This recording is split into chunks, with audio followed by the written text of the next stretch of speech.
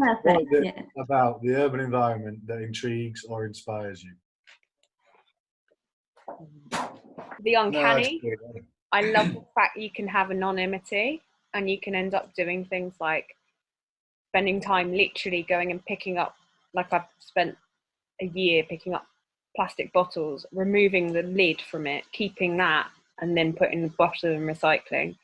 That the fact you're anonymous in the city, I'm taking it to city rather than urban, but I'm crossing over the two, means that you're able to get away with doing stuff that allows you to be the crazy woman in the street.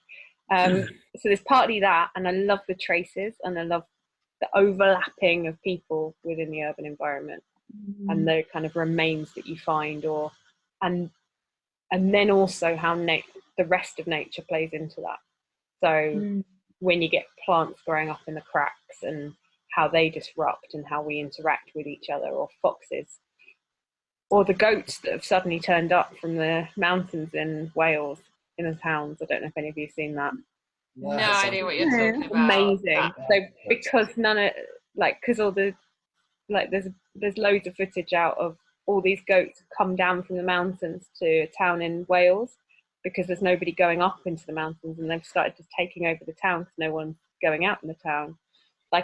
Those kind of potential. So slightly, I suppose I'm slightly always looking at the post-apocalyptic when I'm looking at the city as well, and the urban. Very timely.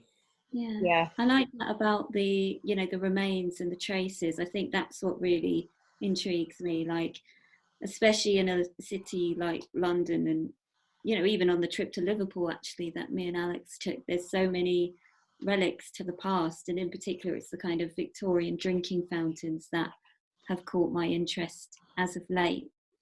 And it's like they're these like little relics to public health that you see just like nestled within the city, especially the city of London itself. It's just so interesting to kind of read the landscape of the past through what you see and what people don't use anymore, and how you can kind of pick them out and put them on a pedestal in a way. Matt, how do you get your ideas, Max? How do I get my ideas? You use stuff that's like, industrial type stuff, or things you get from a DIY shop. Do you see stuff, or do you just think of it? A bit of both, I suppose. Like, I have things floating around in my head that I haven't got the right idea for yet, but I know it's a material that I'm interested in. So sometimes it works like that, or sometimes it works the other way around, where I'll have something I want to build and then the material will come into it, I suppose. I think that's what I like. I like about the city because it's just totally man-made. Do you know what I mean? It's just mad. It's just a ridiculous thing. If you zoom out a second, you're like, what the fuck are we all up to? And the amount of things that are just around, and the trash. I think I like discarded things, and I think I'm into the idea that there seems to be this perceived notion in society that you're not allowed to interact with the city. You know what I mean? You can't touch it. You can't you're not allowed. But I think it's just nonsense, because we all live here. It's like equally mine. So I have this sort of freedom of self, and in a way, like what Alex was saying about being the crazy lady, I definitely don't mind being the fence climber, picker upper of whatnot. I don't know. I think it's sort of my moral obligation to do things you're not allowed to do in a way. I think someone should be doing it. I don't usually go for the bits of city that are just city.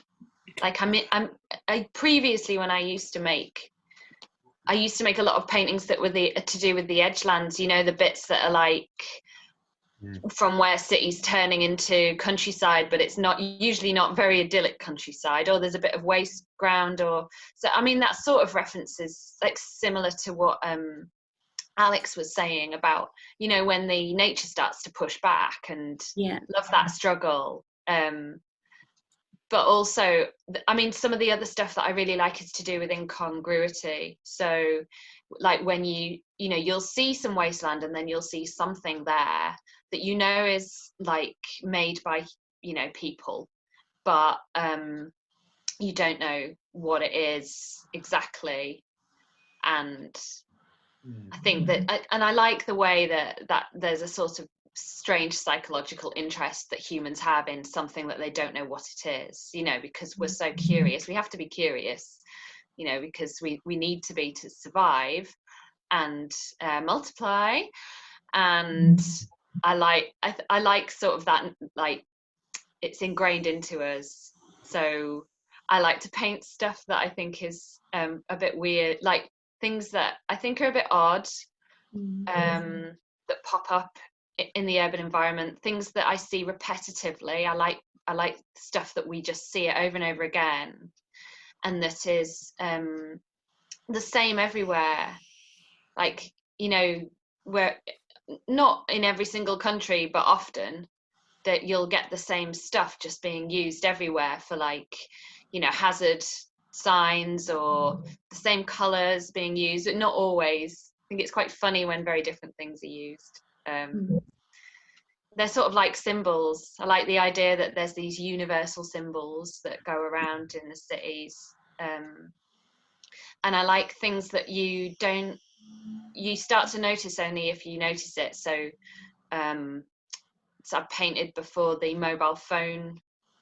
What are they? Detected the things. What are they? The Antennae? No. Yeah. Are they? Well, signal booster things. Those things. They're everywhere. No, And to pick up the signal on the mobile phones, you don't notice it, and then you know what they are, and then you see them everywhere, and I quite like that. I visualise them actually, so that's interesting. I haven't been noticing those. They're like a stick with a tall lollipop thing on it. Yeah, like a cylindrical lollipop thing on it.